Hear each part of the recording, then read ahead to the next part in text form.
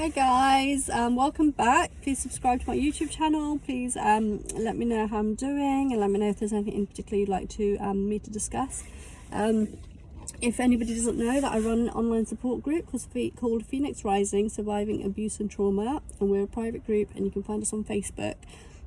Please join up, and we've got lots of useful information on there, lots of techniques.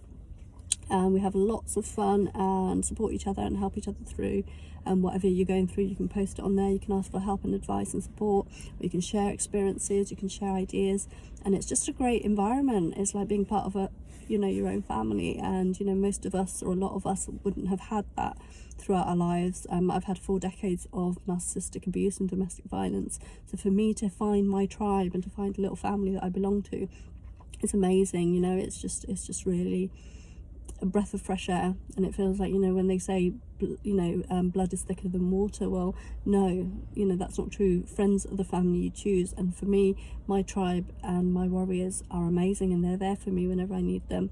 My family and friends aren't. There's nobody. My own kids deserted me. There's nobody that I can turn to, and yet Phoenix Rising and the community and the spirit that we share is just amazing.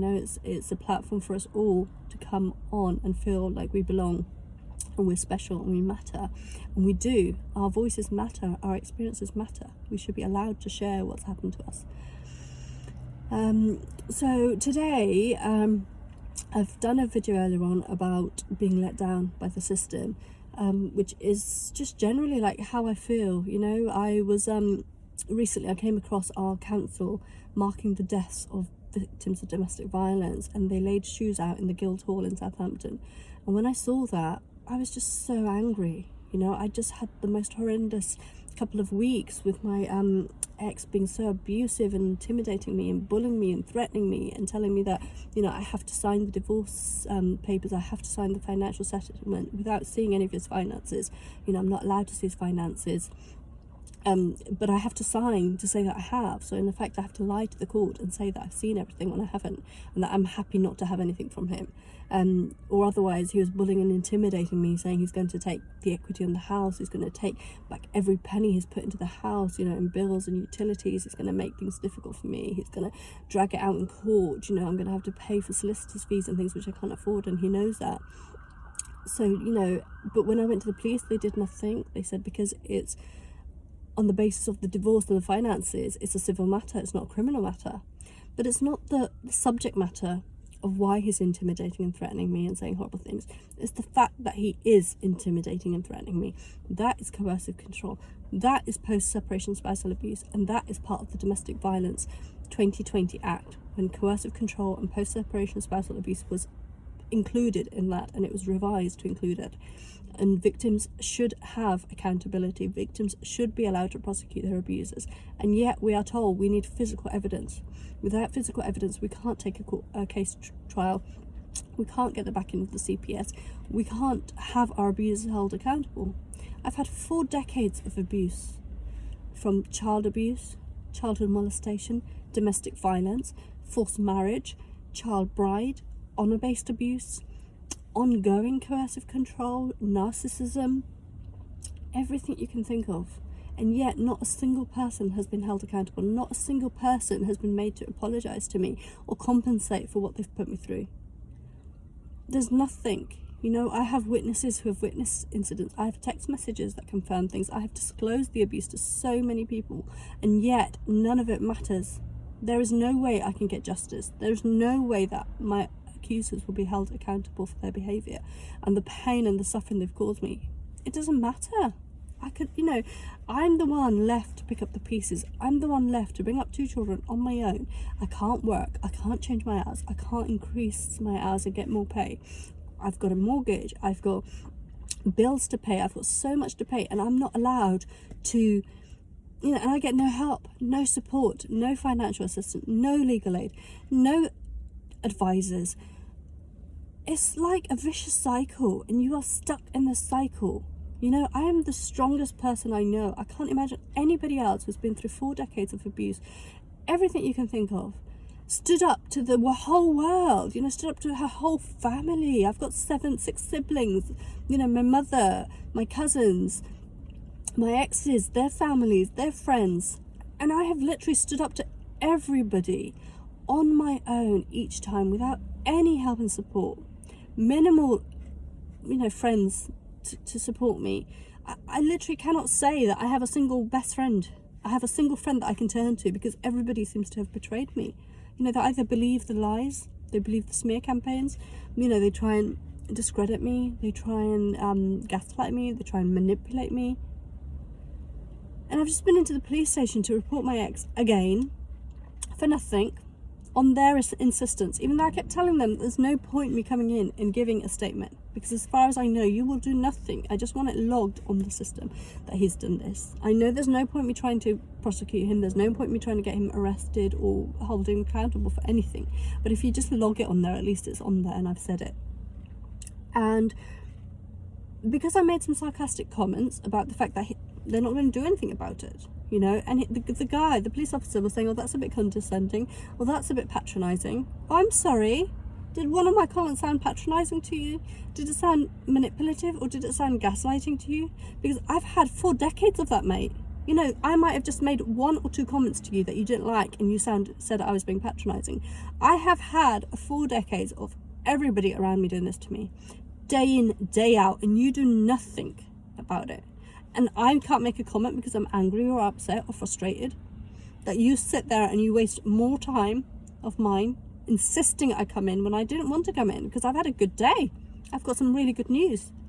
And I don't want to spoil my mood or spoil that day by coming into the police station, going over all this horrible stuff that I have to repeat again and again. And they gave me male police officers. There's things that I need to discuss about intimacy and things. I don't want to be discussing that to male police officers. And I had 2 male police officers that I have to go into intimate detail about our sexual history and about his sexual fantasies and things. And they haven't even got the decency to give me female officers. It's just absolutely absurd, and I feel so let down yet again. It's like banging my head against a brick wall. And as I was leaving, I said, well, my friend told me not to report things to the police. She said, there's no point, because they won't do anything. And stupidly, I keep coming again and again, thinking that maybe they'll help this time. Maybe they'll do something this time. Maybe they won't leave me disappointed. But they've done it every time. There is just no point. I think even if he came around and beat me, I don't think there is any point in reporting it, because nobody does anything. Nobody cares about us. We are the forgotten people. As long as we're not kicking up a fuss. If something happens to one of our children, social service will be straight round there. The school, the police, the doctors, everybody will be involved. Everybody will care. But who's looking out for us? We're suffering every day. We're dealing with PTSD. We're dealing with flashbacks. We're dealing with depression and anxiety and panic attacks.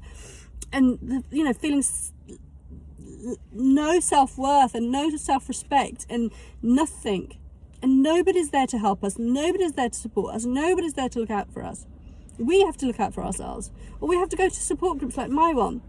I shouldn't have to spend all my day and night, every moment I get free, supporting other people, because that is what the government is for. That is what the social services are for. That is what the police and all these people that are getting paid so much to do this, and they do nothing for us.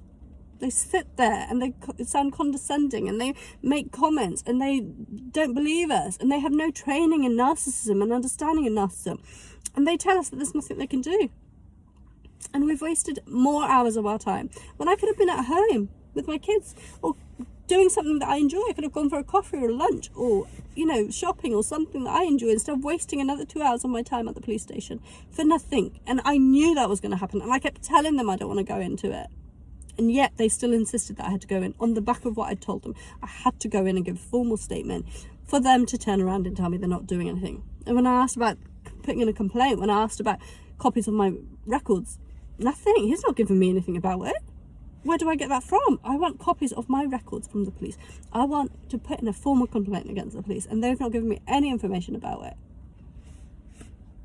It's just absolutely ludicrous. So terrible that victims are treated like this again and again, and something needs to happen. The government needs to do something. Boris Johnson needs to do something. The councils need to do something, because you are going to have more shoes next year at the Guildhall, because more victims will be dead. You're not helping the victims that are alive. There's no point marking the deaths of the ones that have gone. There's nothing we can do about them now. What about the ones that are alive? Why do you use that money that you wasted on your publicity stunt to lay shoes out, to call the media, to have it in the news and the newspapers and radio? Why didn't you use that money to help the ones that are alive? Support them. Help them with their finances. Help them with their solicitors' fees. Help them to get some justice and hold their abusers accountable. You don't do that for us.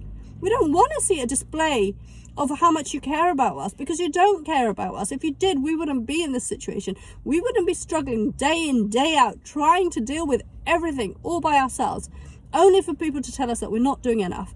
We're not going to the right people. We're not asking the right questions. We're not getting the help and support that we should be getting. I have been working. I have been trying. I have been asking. I have been knocking on doors, and I have got nowhere.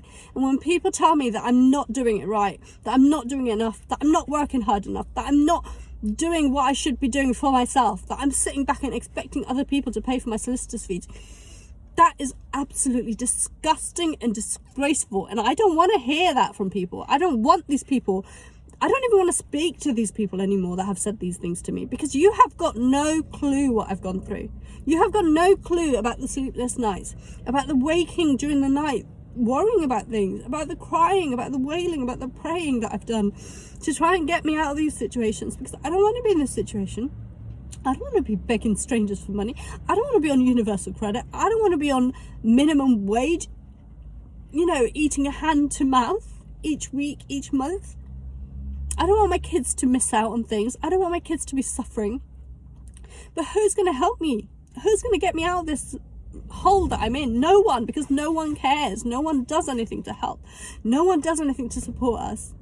And that's why we end up as shoes on the Guildhall for White Ribbon Day, to mark our deaths, because you have failed us. Every one of you has failed us again and again and again. And until you change your system, until you change your laws, and until you do something about it, there are going to be more of us at that Guildhall next year and the year after and the year after.